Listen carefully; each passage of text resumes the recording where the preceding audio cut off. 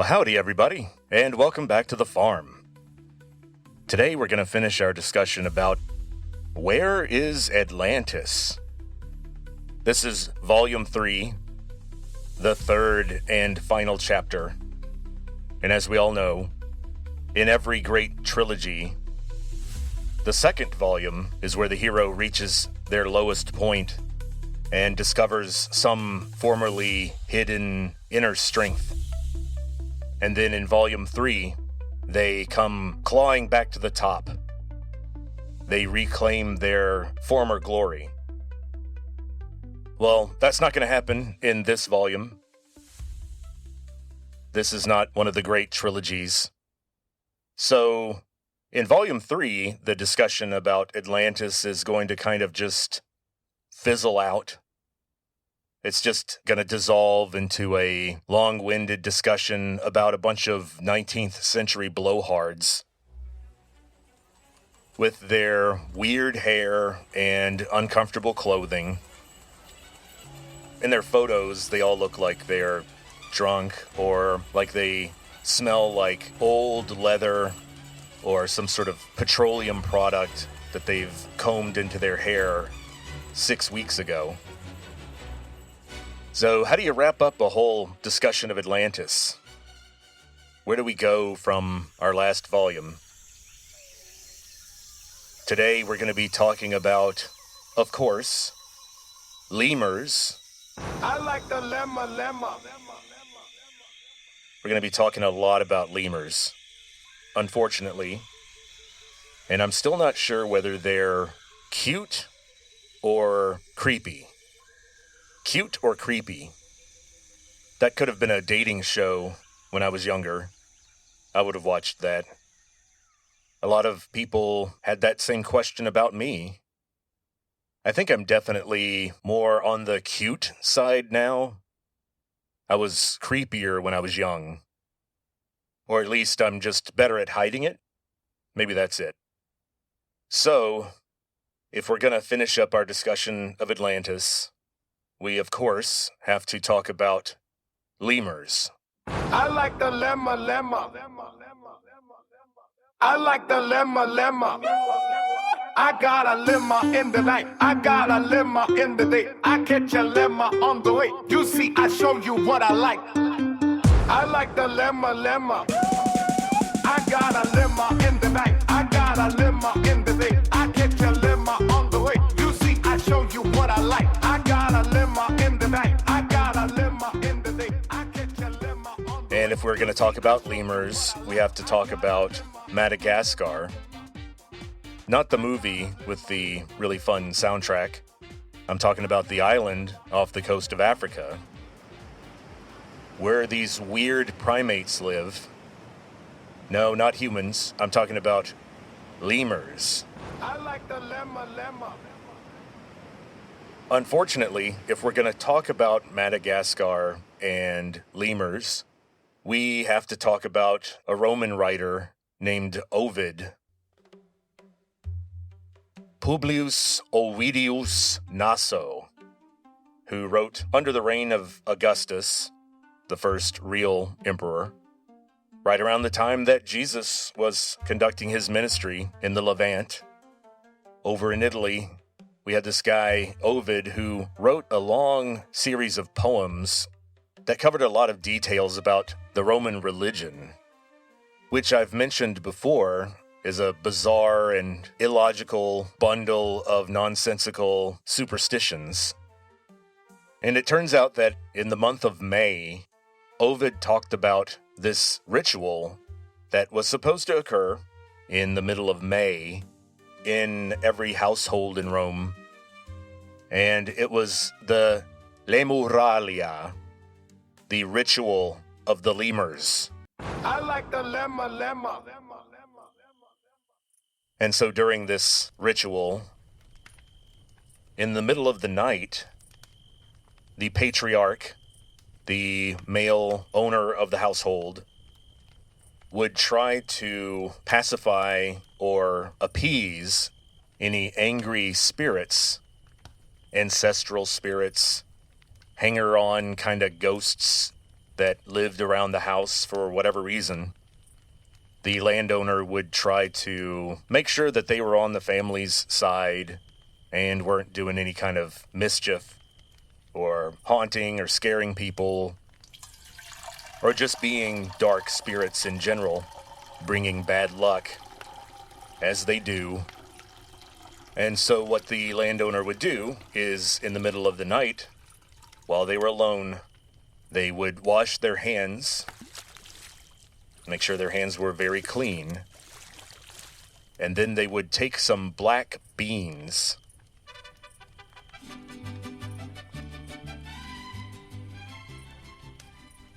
and they would throw the black beans behind them and not look in the direction that they're being thrown. And then they would recite their Harry Potter-sounding nonsense to appease the ghosts. Lemuros evictoriamus.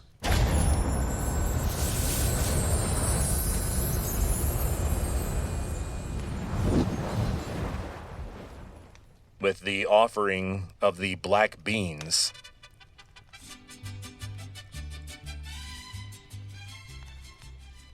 Now, I don't know about you, but if I were some kind of spirit trying to bring misfortune to a household, if the old dude who owns the house stands up in the middle of some spring night and starts throwing black beans around the house while reciting some kind of magical nonsense, that's just going to tick me off. But the Romans were not as up to speed on spiritualism as the 19th century Victorians would be. As we'll see, they didn't know about things like ectoplasm or mediums.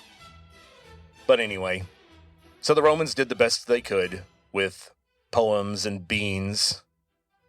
And so during this Lemuralia, the purpose was to rid the household of the lemures. Now, who were the lemures? Well, that was the Latin word for these possibly hostile, hanger-on kind of ghosts and spirits that could cause trouble around the house. They were the restless spirits of the dead. They were the ghosts that became frustrated and worried about their aimless wandering among mortals. And in the middle of the night, they could make themselves known and cause some distress among the living. Now, what in the world does this black bean ceremony have to do with lemurs? And what does that have to do with Atlantis? Well, in the early modern period, during the age of exploration, the Europeans discovered the island of Madagascar. And so they discovered these very weird-looking primates that were clearly primates, but they weren't monkeys, they weren't apes, they weren't baboons. What the heck were they? Well, there's this guy that we know now as Carolus Linnaeus, Carolus Linnaeus, who, despite the very nice Latin-sounding name, he was not a Roman writer. This guy wrote in the 1700s. Now, given that he was a highfalutin biologist, he wrote in Latin, like all your best scientists did at the time. And so he had to give himself a Latin name, even though he was Swedish. We've heard about Carolus Linnaeus, or the Linnaean classification system. We hear about Linnaeus as being the father of modern taxonomy. Well, his real name was Carl von Linné. And so this Swedish dude, Carl, when he was studying these weird new little primates in Madagascar, he had to come up with a name for them. That's kind of what he did. That was his thing. Naming stuff. Nomenclatura means name coining or name calling. Giving stuff names. And so he looked at the drawings of these things, and they kind of spooked him out. They were kind of creepy, with all their big eyes and rings of bright fur around their eyes or around their tails. To him, they looked like little ghosts. They were kind of creepy. Add to that the fact that a lot of lemurs, there are a lot of different kinds of species of lemur, but a lot of them were nocturnal. So you'd stumble across these things and their big eyes would stare at you from the dark jungle. And so Carl thought that these things were creepy, and so he called them lemures. He called them the old, creepy spirits that Romans were worried would infest their houses, that Roman landowners would throw black beans at. That's what Carl went with here. And so, what does this have to do with Atlantis?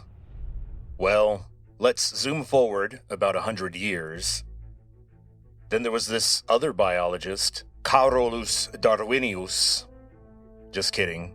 Charles Darwin.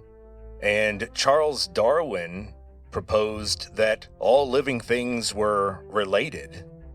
And these weird petrified bones that geologists were digging up all over the world were some sort of remnant of our biological past. That the forms of living things, the species of living things, change over time, and that they're all related.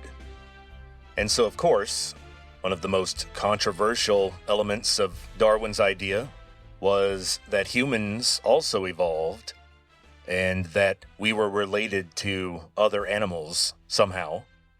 And so the fossils of primates and what they looked like and where they found them became very important.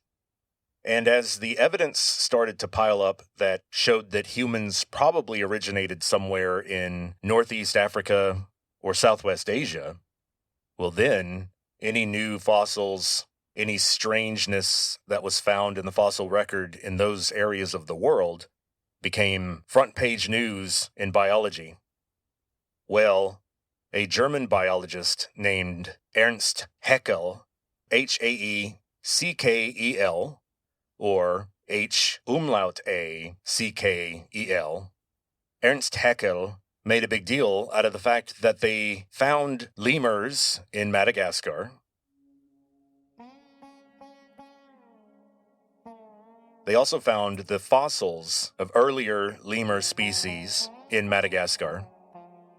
And they found fossilized lemurs in India, the subcontinent.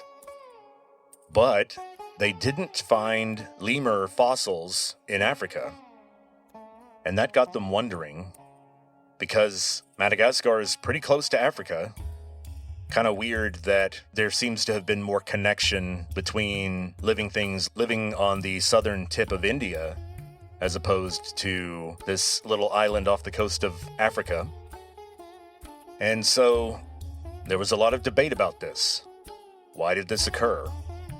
Then, in 1864, this Englishman, Philip Sclater, steps into the ring with a weird theory, and he proposes that what if there was a missing landmass? What if there used to be some sort of land bridge, some sort of island in the middle of the Indian Ocean that a long time ago connected Madagascar and India? And I need to point out now that the whole idea of plate tectonics that we all fall in line with now was not hard science yet. Geologists hadn't worked out proof that the seafloors were spreading or that two continents could become closer together over time or move farther apart. They didn't have that idea. That is essentially a 20th century idea. Continental drift, plate tectonics, seafloor spreading. That idea was not scientific canon at the time. So there was kind of some mystery about why do some of the continents seem to have been connected a long time ago? Why do we find fossilized ocean life in the limestone of mountain ranges? Why is everything moving around? Well, they hadn't figured that out yet. And as we'll see, Alfred Wegener's idea of continental drift would pretty much end the career of Atlantis as a scientific idea. But back in the late 19th century, missing continents were all the rage. And so Ignatius Donnelly hadn't published his book yet. That's 1882. But already by the 1860s, you've got a lot of debate about where's all the missing land. And so Philip Sclater suggested the idea that maybe there was a little continent there, a subcontinent under the subcontinent, a sub-subcontinent, something that connected India with what is now Madagascar. And, of course, he called it Lemuria. I like the lemma. After the lemurs, because that's what drew their attention to the idea that there may be some land missing there. Now, as we all learned in school, continents can't really become submerged like that. They can't really sink, overnight at least. Continents are really just the thick parts of the plates of hardened material that float on the more liquid parts of the Earth. Basically, the Earth is mostly a ball of superheated iron and nickel, and all the light material, all the silicon and aluminum and the nitrogen and the gases, all float up to the top, and they ride on the mantle slowly over time, and they form cracks, and they can bend, and one can start to slip underneath another. They can fold to create mountain ranges. They can rub against each other and vibrate, causing earthquakes. But all this stuff was still kind of a mystery back then. And so it was kind of anybody's guess what might be lurking under the ocean, especially the Indian Ocean. And as we'll see, Lemuria was proposed as being a missing continent in the Indian Ocean. An even larger missing continent would be, quote-unquote, discovered in the Pacific.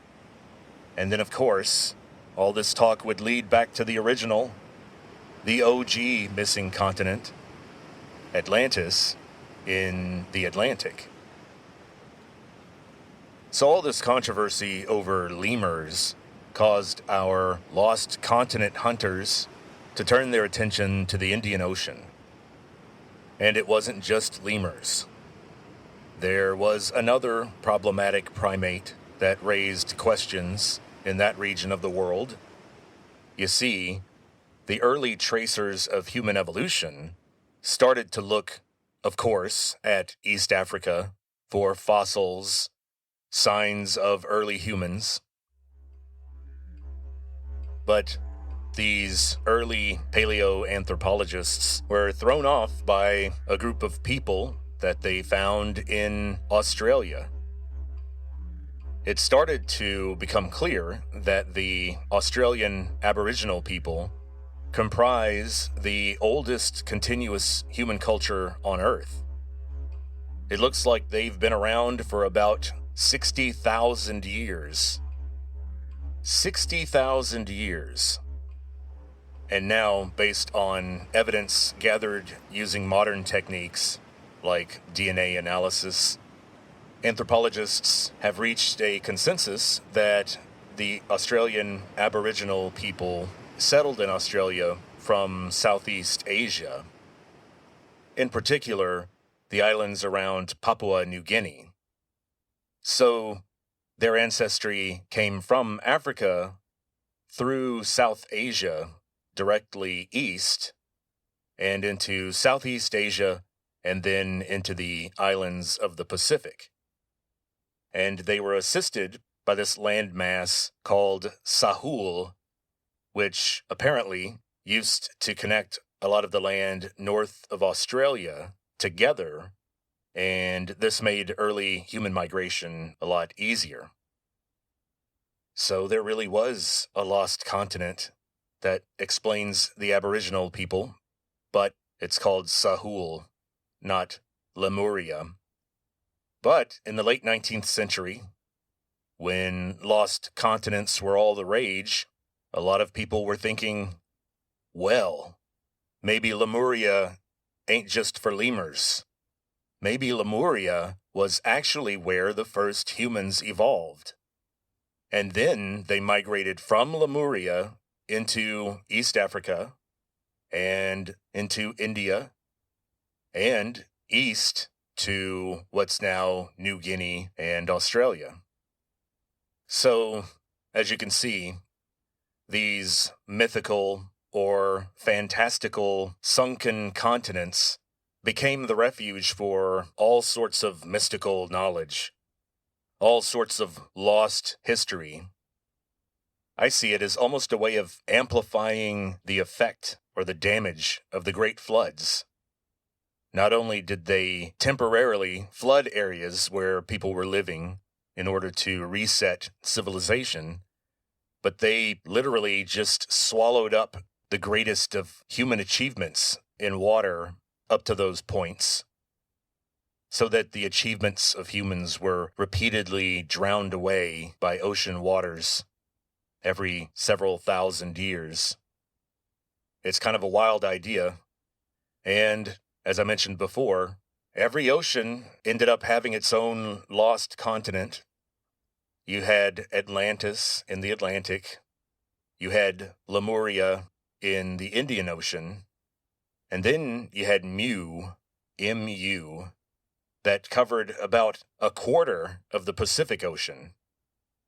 Now, of course, none of this makes sense now in terms of our contemporary understanding of plate tectonics and how the Earth's crust operates. But back then, it was anybody's guess how continents came about and where they went.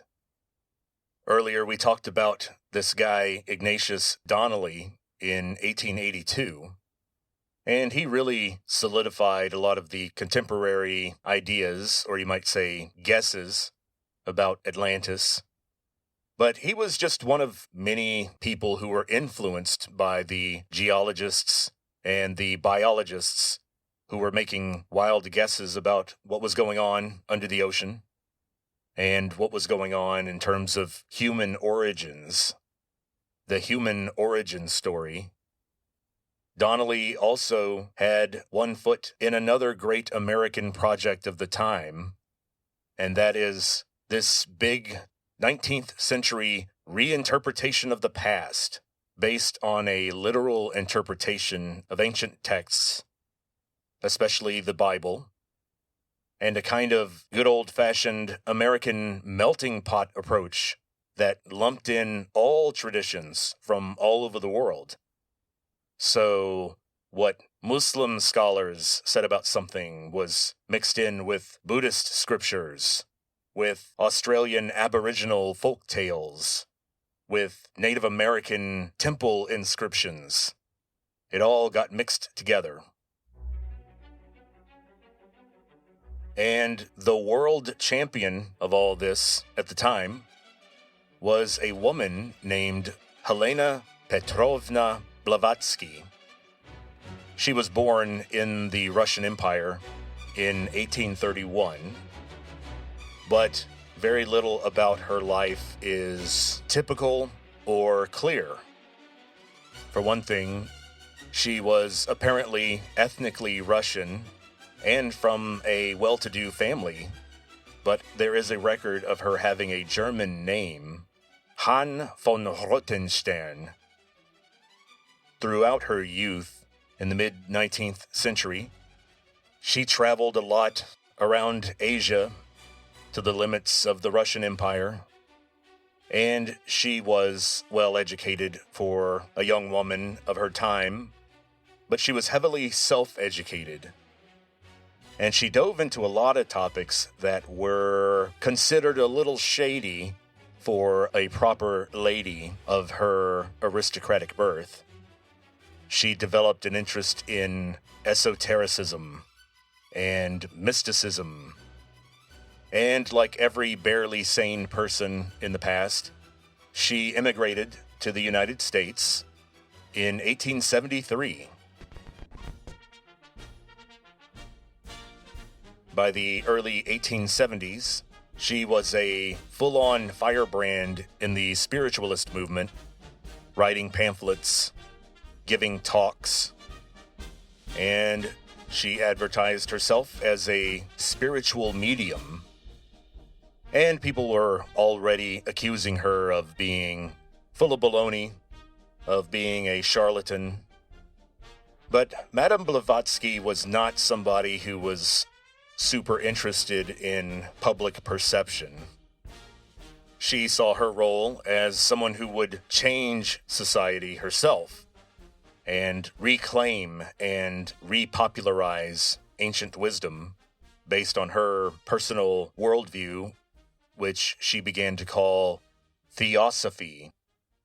Theosophy, which is really just divine wisdom. Human thinking that is couched in the baseline truth of the mystery of the universe. In 1877, she published a book called Isis Unveiled, and this is where she launched her project, which she described as a, quote, synthesis of science, religion, and philosophy. And she believed that there was a basic, fundamental ancient wisdom that formed the invisible foundation of all the world's major religions. And a lot of people trained in philosophy described her as a Neoplatonist. And as we'll see, she shared a lot more with Plato than just being interested in the immaterial and the esoteric. She also shared Plato's writing style. In a little bit, when we listen to some clips of Miss Blavatsky, I think we'll all agree that she read a little bit too much Plato. She emulates her hero just maybe a little bit too much. But anyway, in 1880, she moved to India. And then, in 1882, the same year in which Ignatius Donnelly published his book about Atlantis, Miss Blavatsky and her friend, Henry Olcott, became the first Americans to convert to Buddhism. So she eventually just threw her hands up and said, "All right, I'm a Buddhist." So she was into a lot of stuff. And so, to get a sense of what she was all about, let's listen in on an excerpt from a letter that she wrote explaining what the Theosophical Society is all about. Those whose presence is alive in more than one true theosophical heart and lives, as I know, preeminently in yours. May the assembled society feel the warm greeting as earnestly as it is given, and may every fellow present who realizes that he has deserved it profit by the blessings sent. It must be remembered that the Theosophical Society was intended to stem the current of materialism. For by materialism is meant not only an anti-philosophical negation of pure spirit, and even more, materialism in conduct and action, brutality, hypocrisy, and above all, selfishness, but also the fruits of a disbelief in all but material things, a disbelief which has increased enormously during the last century. The function of theosophists is to open men's hearts and understandings to charity, justice, and generosity, attributes which belong specifically to the human kingdom and are natural to man when he has developed the qualities of a human being. Theosophy teaches the animal man to be a human man. And when people have learned to think and feel as truly human beings should feel and think, they will act humanely and works of charity, justice, and generosity will be done spontaneously by all.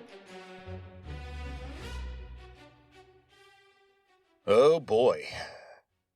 So that's what her writing is like. No one ever accused her of clarity or simplicity. It's clear that Plato was one of her heroes.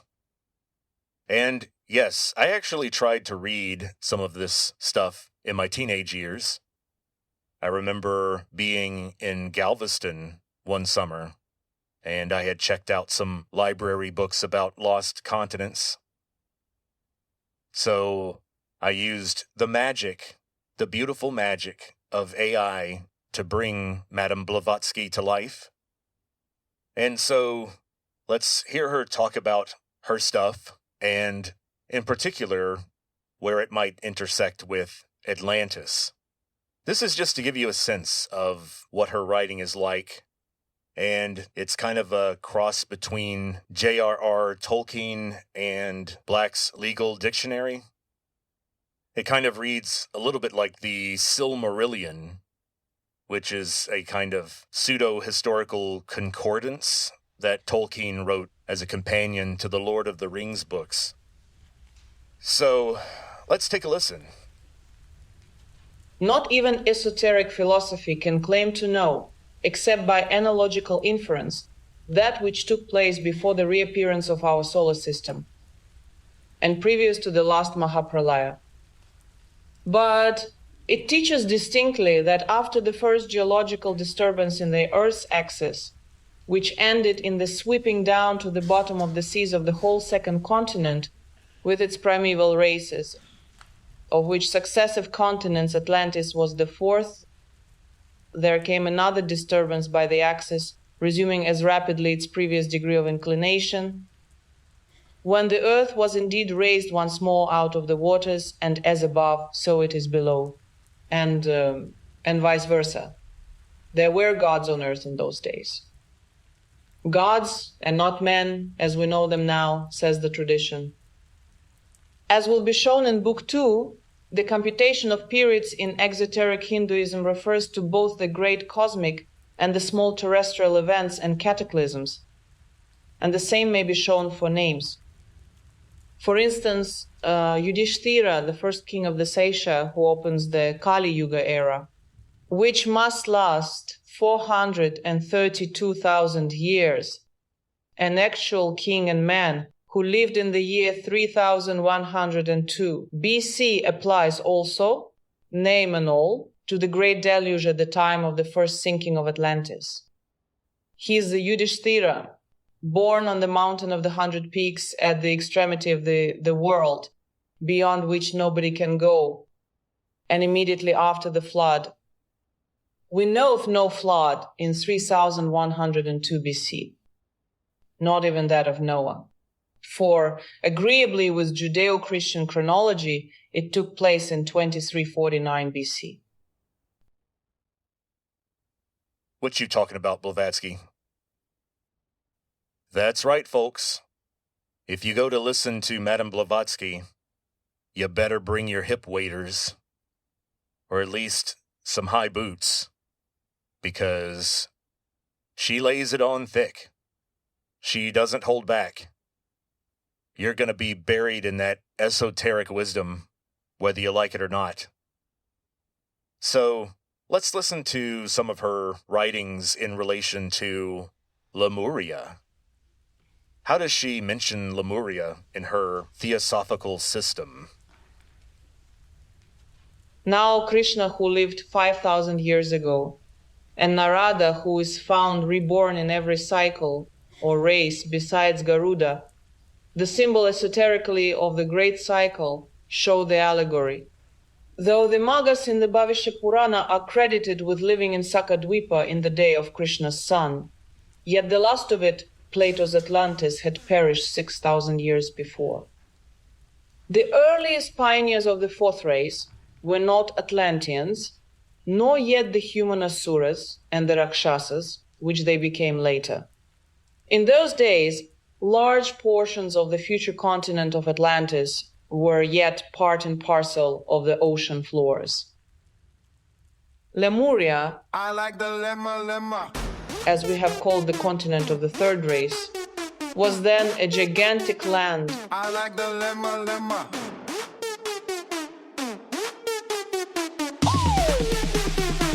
I like the lemma. I got a lemma in the night. I got a lemma in the day. I catch a lemma on the way. You see, I'll show you what I like. I like the lemma. It covered the whole area of space from the foot of the Himalayas, which separated it from the inland sea, rolling its waves over what is now Tibet, Mongolia, and the great desert of Gobi. From Chittagong westward to Hardwar and eastward to Assam. From thence it stretched south across what is known to us as southern India, Ceylon, and Sumatra. Then embracing on its way, as we go south, Madagascar on its right hand and Australia and Tasmania on its left, it ran down to within a few degrees of the Antarctic Circle. I like the lemma. When from Australia, an inland region on the mother continent in those ages, it extended far into the Pacific Ocean, not only beyond Rapa Nui or Easter Island.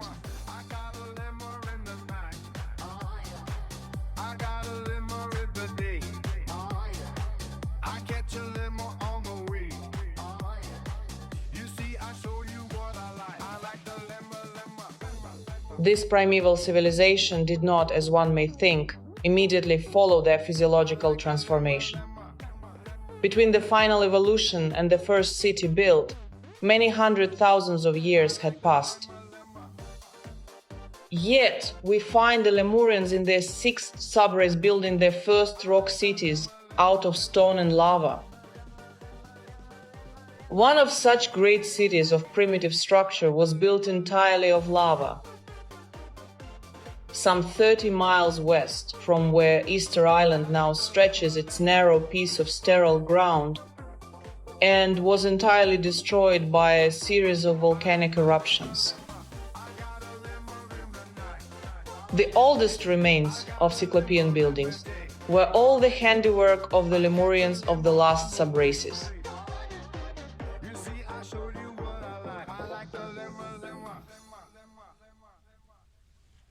And an occultist shows, therefore, no wonder on learning that the stone relics found on the small piece of land called Easter Island by Captain Cook are very much like the walls of the Temple of Pachacamac or the ruins of Tiahuanaco in Peru, and they are in the Cyclopean style. The first large cities, however, appeared on that region of the continent, which is now known as the island of Madagascar. There were both civilized people and savages in those days, as there are now. Evolution achieved its work of perfection with the former, and karma achieved its work of destruction on the latter.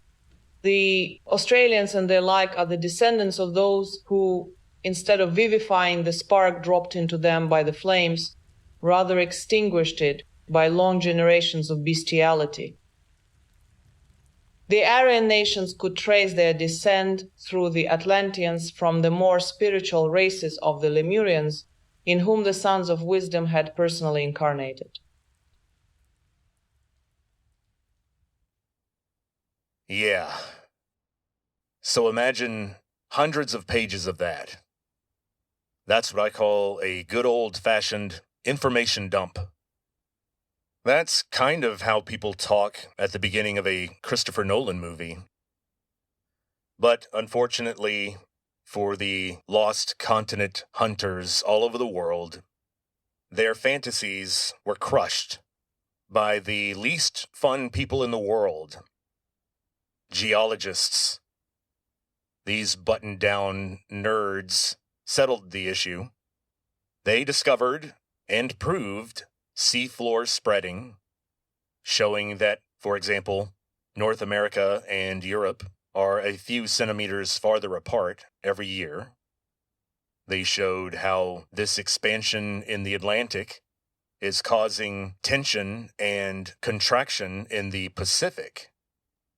And after the turn of the 20th century, you had the absolute least fun people on Earth, which I would say would be early 20th century German geologists like Alfred Wegener.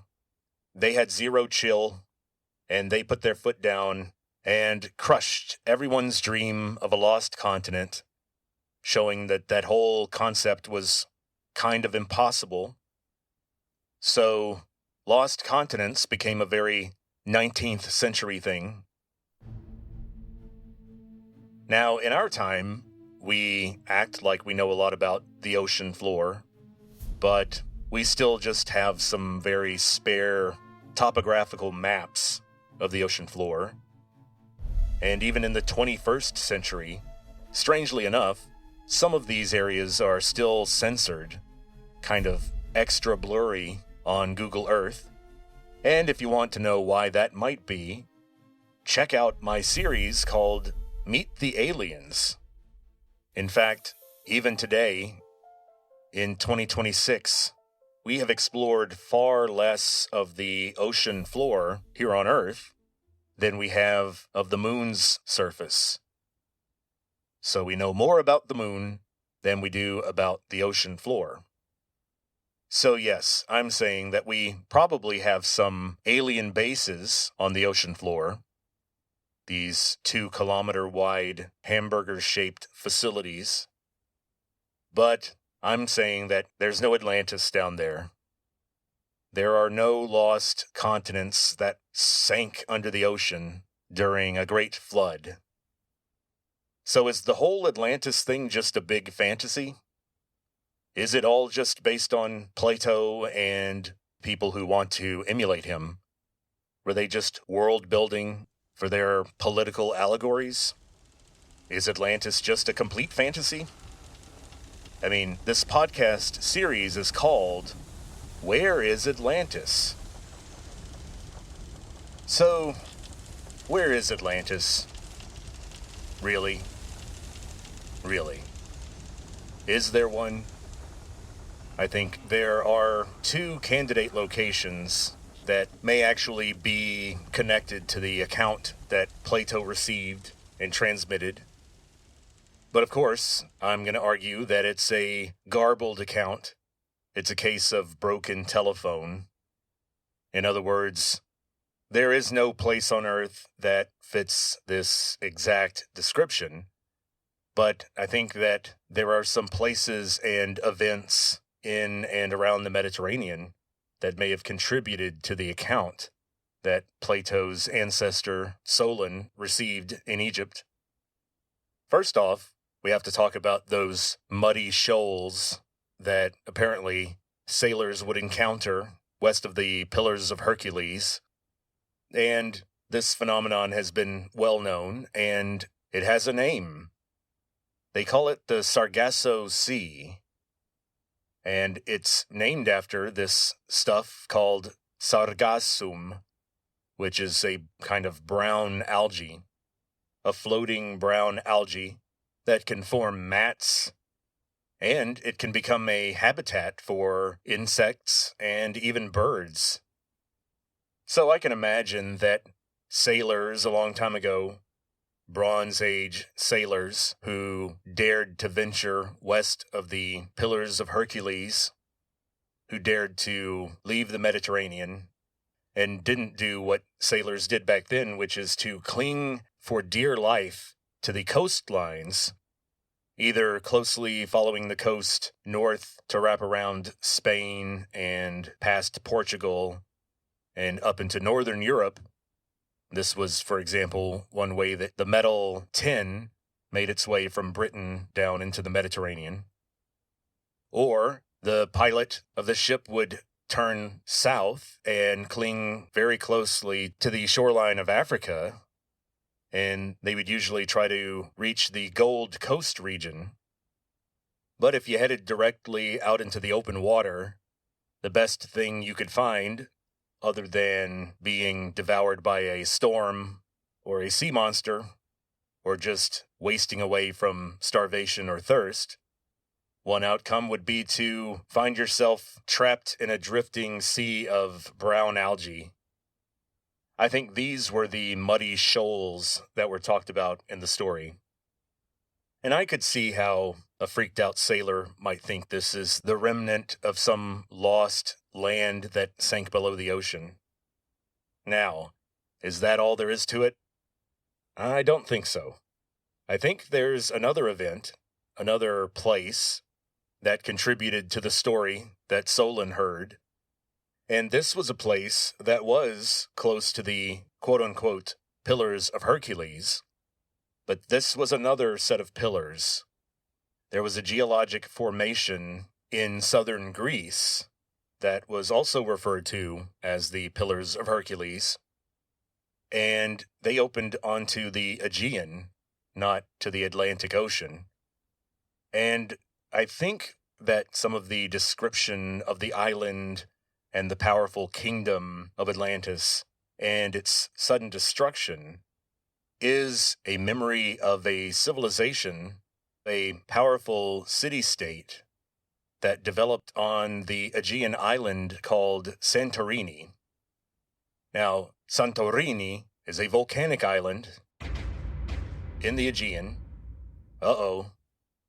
And during the late Bronze Age, it was a big mover and shaker. It was a branch of the Minoan civilization. King Minos and his gigantic maze-like palace on the island of Crete ruled Greece, apparently, with an iron fist during the late Bronze Age.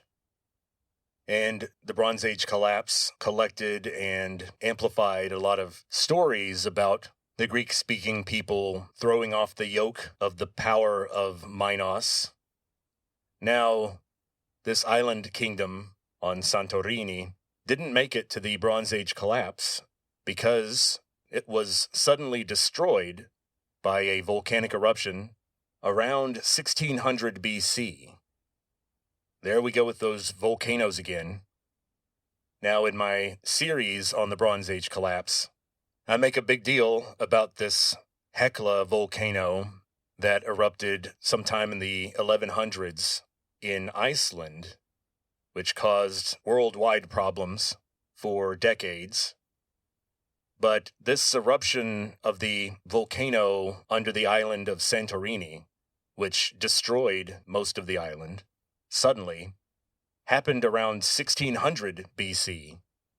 It didn't cause any civilizational collapses, but it was a very memorable and stressful event when a whole island explodes.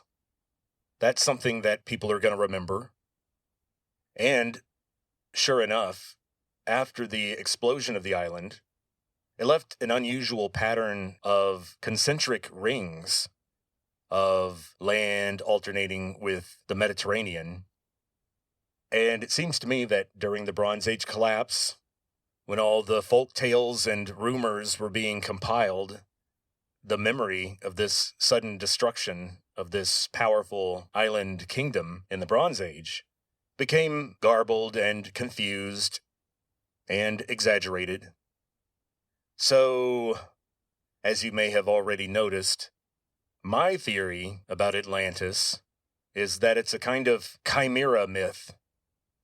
It's a braiding together of strands of folklore from the Mediterranean, reports of land-like formations off the coast of Spain and Africa, the Sargasso Sea, stories about the Younger Dryas event, the comet, and the floods about 11,000 years ago.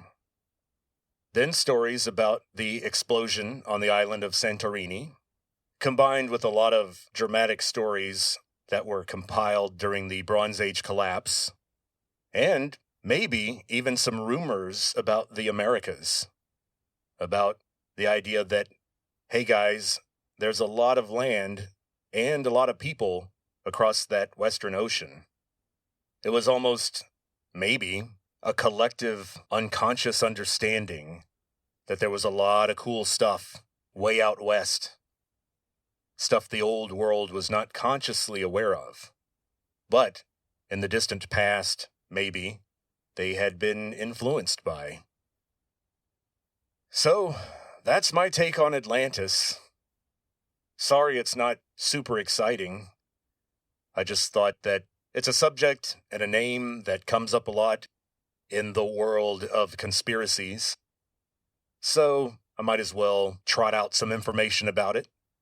I looked into this very deeply when I was around 13 or 14. I remember when I worked at the county library, I checked out a lot of books that had a lot of stuff about Atlantis in there. And, even back then I wasn't super convinced. I think it's an important subject. It's an idea that does relate to some important things, like civilizational resets, how little we actually know about our past. That's a big one. And how civilizations can start and suddenly stop. And how what we're left with over time are sort of just the collected scraps of knowledge that are left over. It's kind of depressing. But living your life neck deep in uncertainty is unfortunately the burden of people like us in our time. We have all these powerful tools and technologies, but then when we direct them toward our past, when we try to figure out, well, where did we come from? Who were our ancestors? What the heck happened?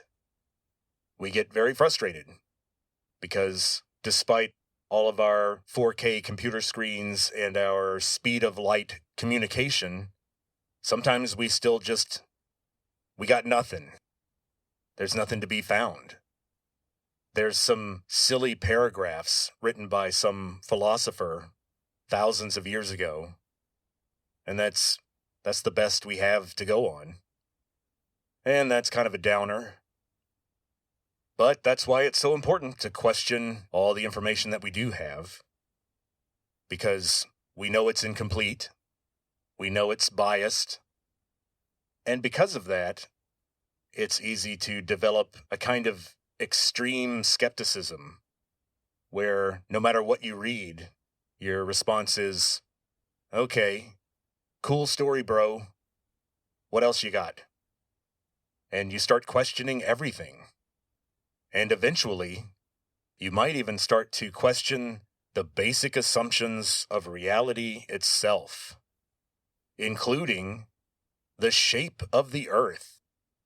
We've been talking a lot about the Bronze Age, and one feature about the Bronze Age is the idea that the Earth is flat, and that the sky is sort of covered over or capped off by this vault structure, and that there is an ocean above the vault. You see that kind of flat Earth cosmology in Genesis, for example. Now, why am I bringing this up? Well, that's because I'm jumping out of the tepid waters of Atlantis directly into the raging, boiling furnace that is flat Earth. Now that I've got Atlantis under my belt, I might as well talk about the big one. Flat Earth. Is the Earth a sphere? Or do we actually live on a flat plane? Well, the short answer is no. We don't live on a flat plane. The Earth is a sphere, more or less. But the flat earthers are not wrong about everything. And so that's going to be the subject of my next series, which will be called Flat Earthers Are Not Wrong About Everything. There's actually some crazy stuff that they're right about, or at least their theories lead us into important areas of thought. They question things that should be brought into question. And I think addressing the flat earthers' concerns leads to a much clearer picture of human knowledge and our understanding of the cosmos. What the heck do I mean by that? Well, we'll talk about how we know the Earth is a sphere, Who first proved that? Why would anyone want to trick people into thinking that it's a sphere when it's not? What are the theological connotations of a flat Earth? And then, of course, the most important question of all, what does this have to do with aliens? Because, of course, eventually our little gray friends appear in the story. We'll talk about all that next time. And so, until then, talk to you later.